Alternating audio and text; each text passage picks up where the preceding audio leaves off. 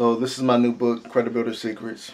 Wrote it, believe, October, November, and then I released it during the new year. I really didn't put any money behind it, as in advertising it. Just been, selling it to people here and there. But I'm about to put some money behind advertising and put this in front of more people who need to learn how to improve their credit score. But the real reason why I wrote this book, of course, was to help people, but was also to show people that we're the real deal. This is information that you're not going to find anywhere, and if you do find it, you get lucky. But everything in here is specific in regards to what you need to do to build your credit, and if you put it to work, you're going to get increases. The thing is, a lot of people who are credit repair experts, they know about this information, but they keep it to themselves. And I basically wrote this book to share the secrets, but also use it as a lead magnet to get people into our system, so that we can continue to grow our company. And what I want to do is I want to offer it at a great rate online, and those people who actually acquire the book will join our community. Basically, they're going to join our Facebook group. They're going to join our email list, and they're also going to continue to engage with me, via social media, so that we can stay in contact. And the goal is to convert people who acquire this book into paying customers.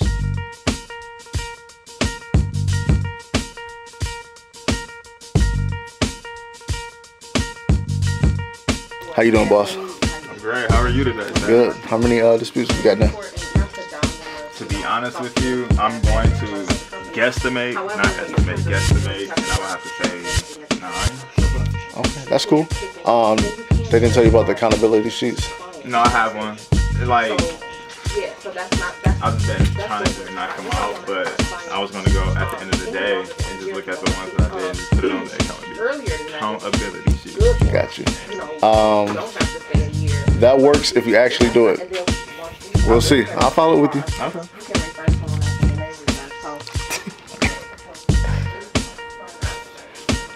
What's up, boss? Making my rounds, man. How's everything going? It's going, man. I'm trying to get some stuff done. I feel like I'm behind. Why do you feel that way? Because, these calls, and then I want to do letters, and I don't know where to start. I feel like I got a lot of stuff going on. Are you writing down your task? No, I'm really curious on why you feel like you're getting behind. You're just talking? Alright, that's probably it. Let me know if you want to have a private conversation. I want to have a what? A private conversation. So day's good. How's your day so far? What's so funny, man? The Skip, dude. He should be funny when she ain't trying, bro. Skip is really one of the funniest people I know. You gonna say hi to your camera? Yep, let me know if you need anything, okay?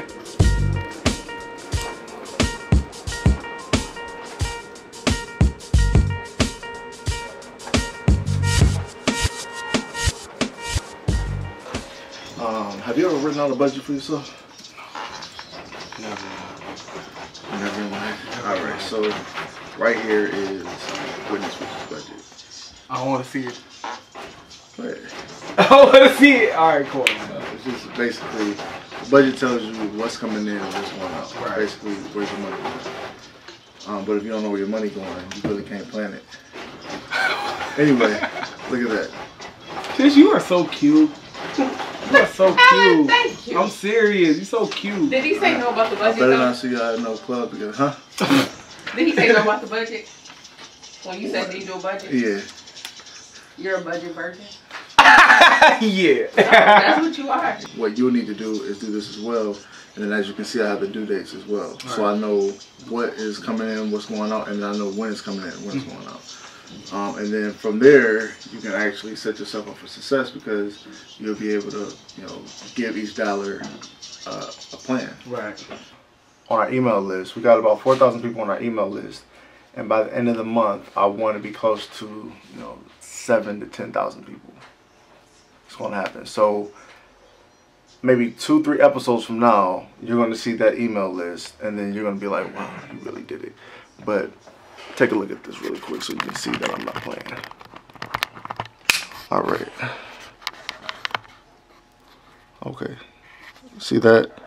Active people on that email list is about 4,000. This is the second time that I'm actually building an email list. I actually had a list about, in 2017, and it was about 10 to 12,000 people. The thing is, I wasn't, you know, doing the, I wasn't really building a relationship with people. I was just trying to sell. So instead of, you know, keeping that list, I got rid of it.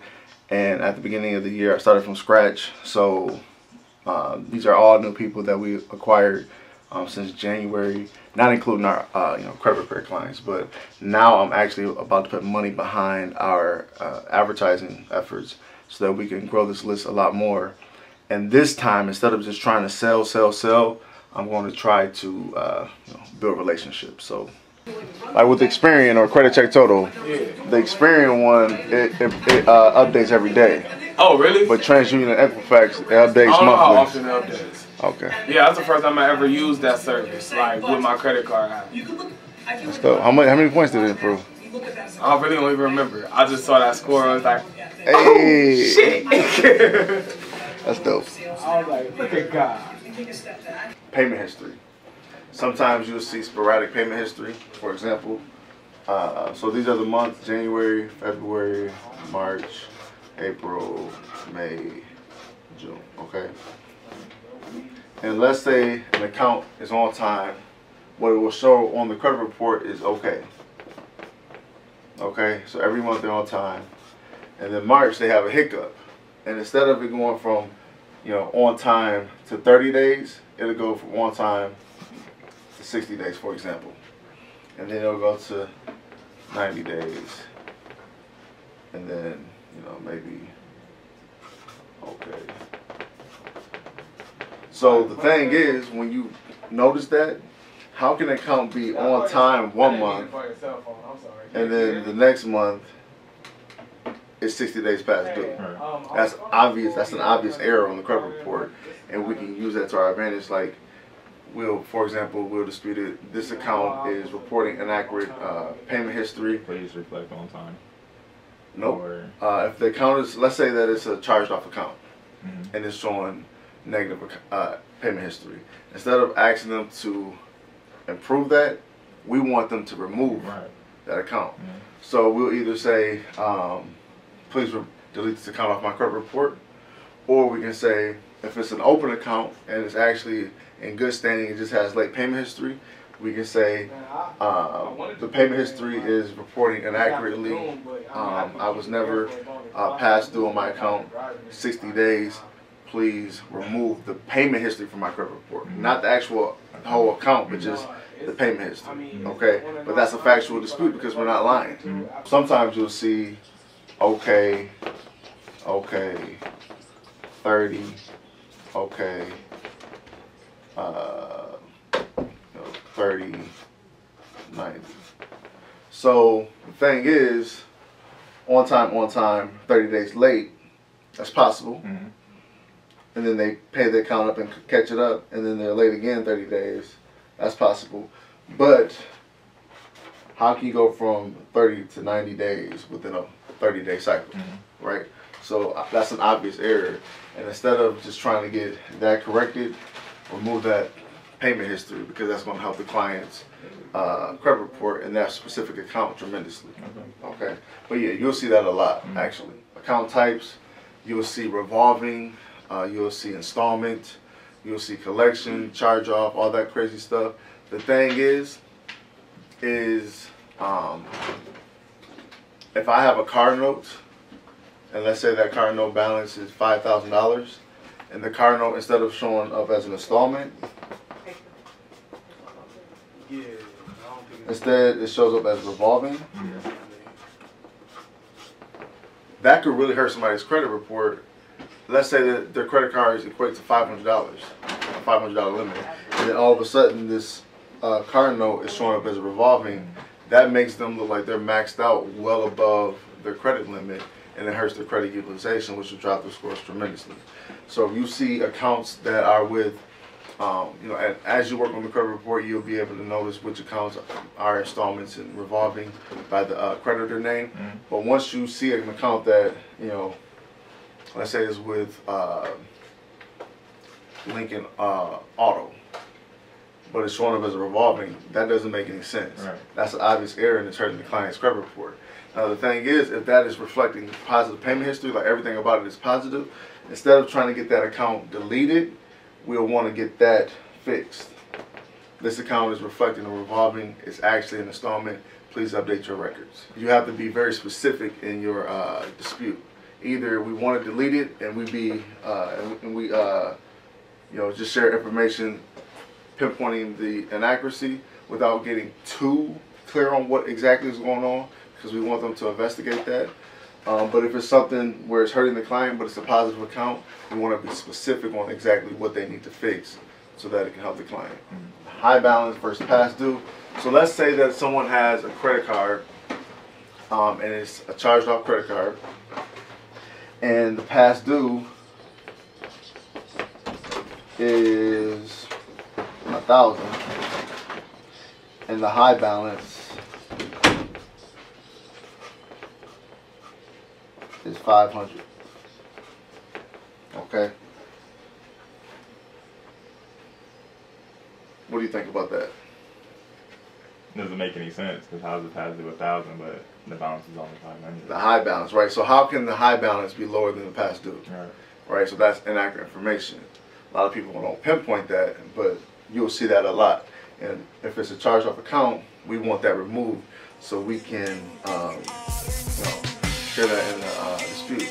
The past due balance is higher than the high balance. That's an obvious error. Please delete it on my credit report. That doesn't make sense.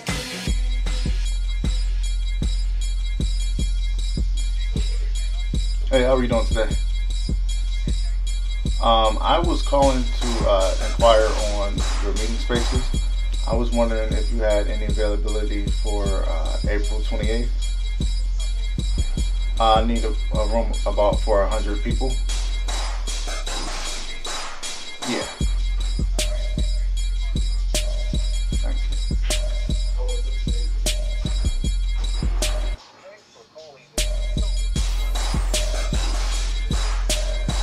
Hi, my name is Jason White. I was calling to inquire on your meeting spaces.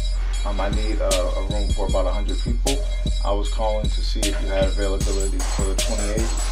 If you can, please give me a call back. My number is 419. To experience the city of Atlanta is amazing. To freaking get off the airport and see all the black people in the airport, like the airport's like a freaking museum. In the one part is the bomb. Speaking of that, like we took what's the buses? Oh, Marta? No. Mega? Greyhound. We took a Greyhound. It took us like 8 hours. It was like probably the best experience of my life. Oh, wow. Because it like humbled me. Like everybody else flew, but we had to take the bus because you know, I couldn't afford it to fly. But it was a conference that, you know, all the black professionals who were selling life insurance were going to. And I wanted to go. And you really wanted to go. Yeah, and really I took the Look bus. at you. Yeah, and you know what's crazy? Like this is my second year selling life insurance. And everybody heard my story and they called me on the stage in front of like 1,000 black people. I'm like, oh. Like he was so determined. You need to know that this dope. brother came to the conference no matter what. He had to catch the bus and he got here. Exactly. You gotta want it. You gotta want it. Sometimes you gotta make that sacrifice. If you're not willing to make that sacrifice, what you want will be the sacrifice. Oh. Yeah, you're right. All right, so Terrence is no longer with us. However, Chris is taking over as client champion. And one of the things that they're doing right now is following up with clients who've been in our program for the last 6 months.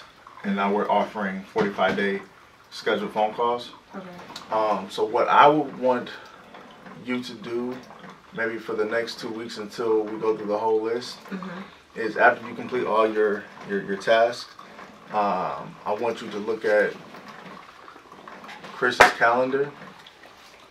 Let's look for the week. So for this week, you'll see that he's booked, but next week he doesn't have any scheduled calls.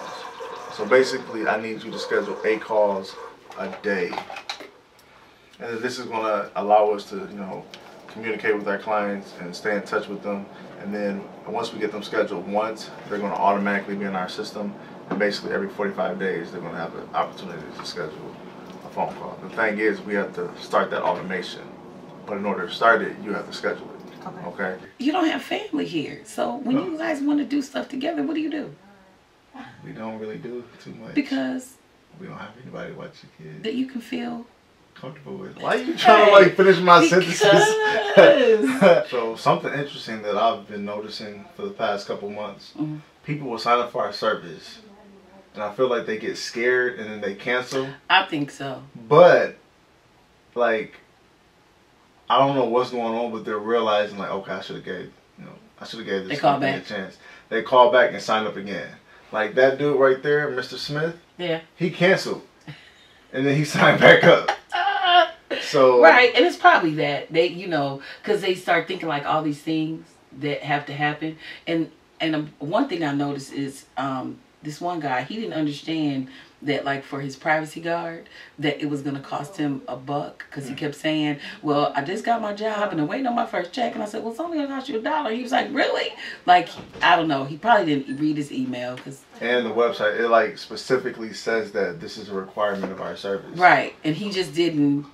Some people, they overlook that. They overlook it. Even though it's like in big bold letters, but you know, it happens. Yeah, and then as soon as I told him that, he sent his stuff like that day, you know, so that was that's why you're here, to give clear information. Clarity. Exactly. Yeah. Today we had a, not an issue, but a projected issue with the 45-day re-up, because what was going on was I'll have onboarding do the initial onboarding phone call, and then also do a follow-up 45-day phone call just to make sure everything was going good. However, our system, our scheduling system, it automatically will start an automation for a 45-day re-up with the client champion. So there was a potential opportunity for the clients to schedule a 45-day re-up with onboarding and their client champion. So they would have. Yeah, it'd be basically a wasted 15 minutes with somebody. So what'd you do? So I had to stop the onboarding 45-day re-up and just have it with the client champion. But yeah, Tish asked me a question, and I'm just sitting there thinking like, no, that's fine. And then like for the next hour or so, it just stayed on my mind. I'm like, okay, that's a problem. And that's a problem getting ready to happen. Yep, exactly. And my job as the CEO is to foresee problems and prevent them from happening. It is. Well, and you do that well, because I try. That's what you do. Yeah. Like, we wouldn't be doing this if you didn't. You know, I keep telling you, like, you see, it's like you can see into the future. Well, you have bionic something. I think, like, the last couple months I've been doing a good job, but if you would have graded me off of what I did last year, I would have been fired as CEO. Really? Thank God we're not a public company. You said they would have got rid of you. Yeah, they would have got rid of my ass. Well, luckily, it's yours, and you have stuck with it. You haven't let it get you down, and you learn from your mistakes and keep on going. So that's what you do. You can close the door and say, oh, never mind, I won't do this, and go work for somebody else. Yeah, not doing that. Okay. There are credit repair companies. Then there's Witness Riches, the 700 Club,